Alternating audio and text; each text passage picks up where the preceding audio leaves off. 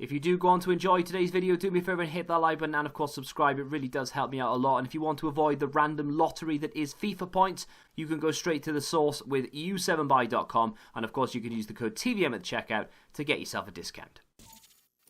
What is going on, guys? TVM here. Welcome back to another player review. Today I've got the Shapeshifter Trent Alexander-Arnold. You may be a bit confused why this card was given in the first place. I mean, I am and I'm not at the same time. It does make sense because over time I think many people expect Trent to move into the middle of the park rather than play it right back.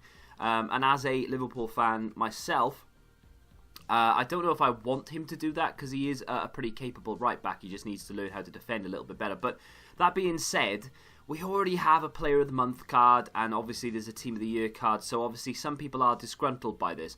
Now, it doesn't really bother me personally what EA do. We get cards, we play with them, we have to embrace what we have, and we have an 88 Shapeshifter Trent. Now, the interesting thing about this, and I'll do a little comparison toward the sort of middle to back end of the video, is that this is significantly better than the Player of the Month. So even though you're thinking to yourself, oh, well, he's already got an 88, it is better. You know, I feel, you know, I'm a holder of the 88 myself, the Player of the Month. So I do feel a little bit shortchanged by it, but we'll get back into that again at the end of the video. In terms of the stats, though, I mean, I've put an artist on him. I've played 6 games. I had a 7-game loan.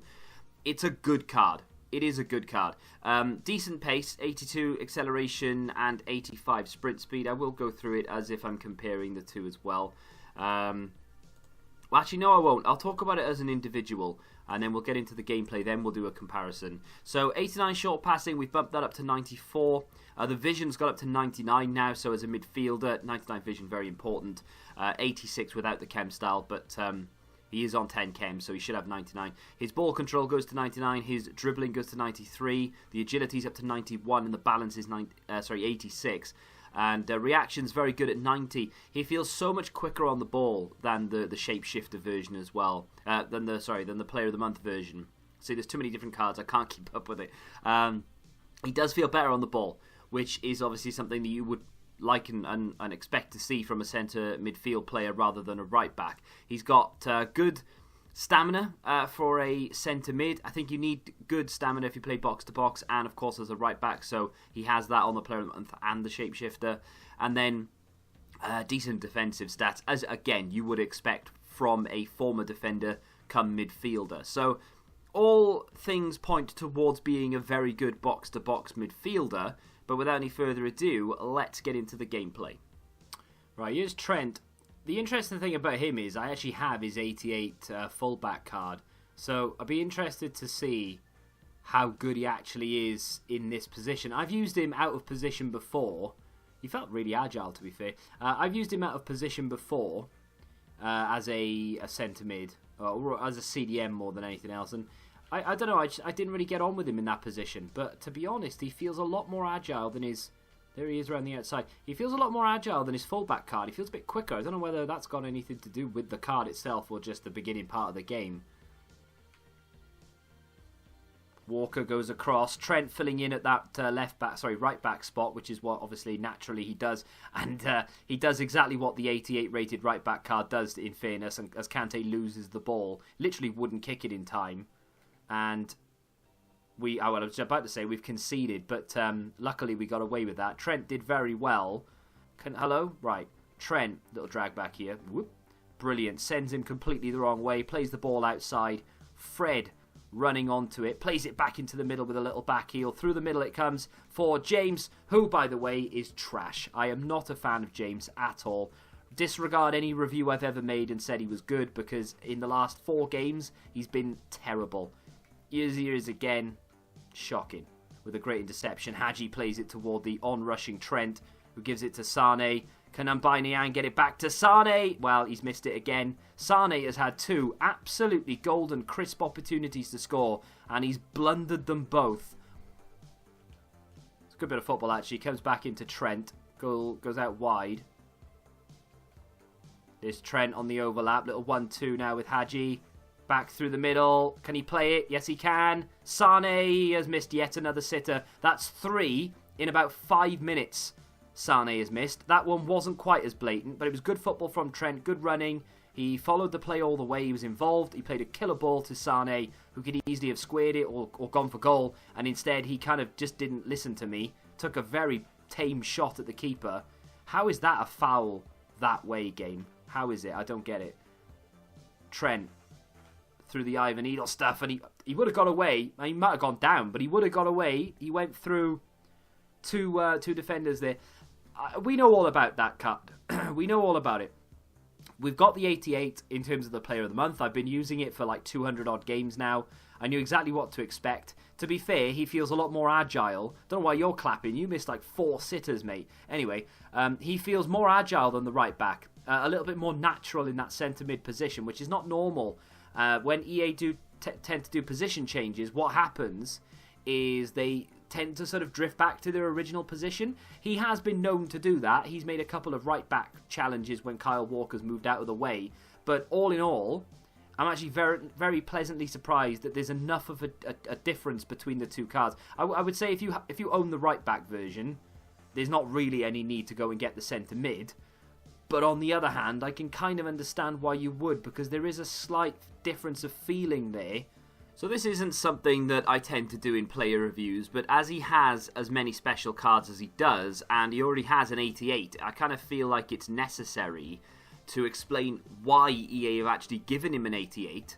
Well, I say why they've given him an 88, why they've given him another card, right? So at the beginning of the video, I did say that he is sort of, well, he started life as a centre mid, I believe, and then they pushed him back to right back, and of course that's where he sits right now, but many people expect him to go forward again, whether it be a right mid or a centre mid or what have you.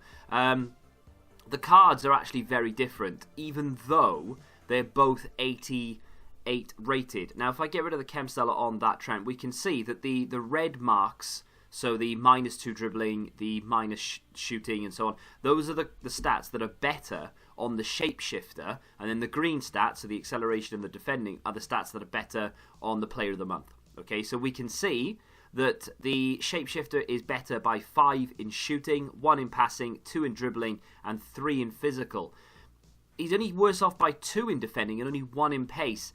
He feels very good on the ball compared to the 88. Now, I've played over 200 games with the Player of the Month. Now, I'm saying compared to the 88, and they're both 88. It's really getting on my nerves. I need to say Shapeshifter and Player of the Month. So, I've got over 200 games with the Player of the Month. I know how that feels instantly going into a game. He doesn't feel that mobile. He's not that agile. The Shapeshifter is noticeably different. You can feel the difference between the two cards. Now, I have only one slight complaint with this, and that is the difference in stats there is quite considerable, really, right?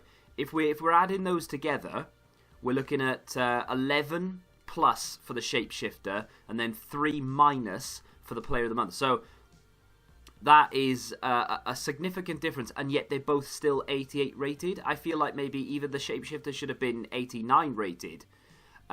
Or they should have boosted it slightly more and then given him an 89 rated. I don't really see the point in releasing an 88 but making him better. How can it be better but the same rate? I don't. That's the only thing I don't understand. Now, in terms of the card itself, is it actually any good and should you buy it? It is a very, very good card. As a box-to-box midfielder, I feel like there probably are cards out there that rival it, or that are better in many senses. I mean, you've got the Cologne CDM, the free one that you get from Milestones, right? That obviously is only going to cost you time.